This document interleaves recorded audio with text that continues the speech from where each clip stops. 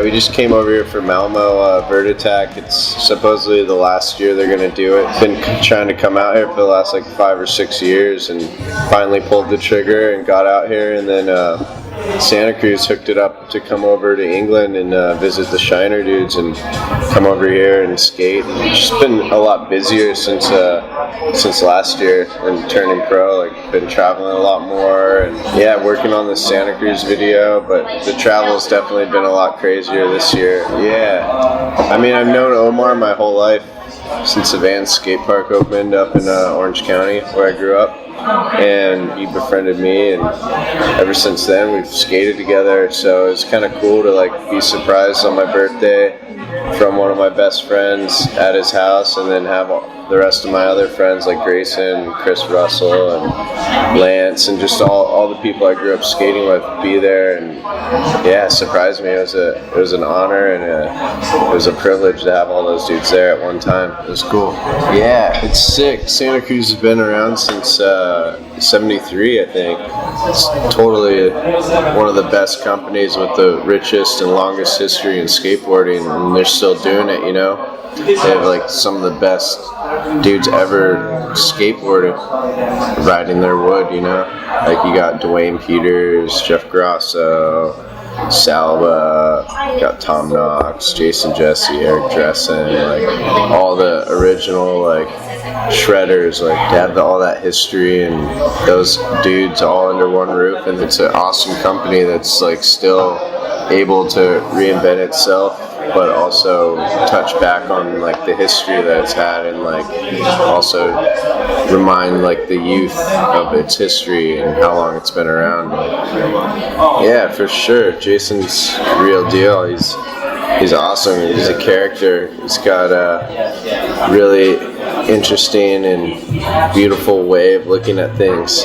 I mean, like, he doesn't give a fuck about cops or whatever. Like, he's definitely been on some trips with him, and he's like made me like more comfortable being with him. He definitely like makes it all cool and relaxed, like just messing around with cops or whatever, blowing shit up. He's always got like some firecrackers, or like he's just an entertaining dude. And yeah, and then on the skateboard end, he shreds, still does the most insane invert fakies, and he just like pours out style. Like, it's just like so easy for him. Yeah, so I grew up at this skate park, and where they had the Combi Bowl, and dudes like Dwayne, Grosso, Salva, Omar, like you name them, they came through. Lance. It was just like pretty heavy sessions. You get like Salva like snaking you and not letting you get runs, or like try to talk to them. It was like I saw them all the time, so I wasn't just some random kid like, what's up, like blah blah blah.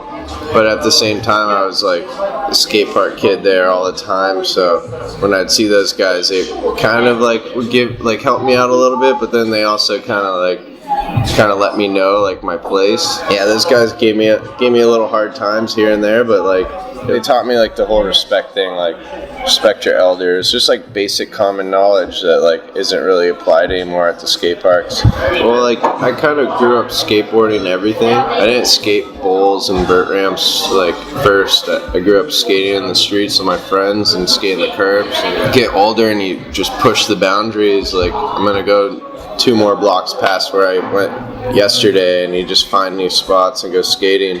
That's like how skateboarding started for me. So to say like bowl skating's like on the up right now and then it go down or whatever, like it wouldn't really affect me.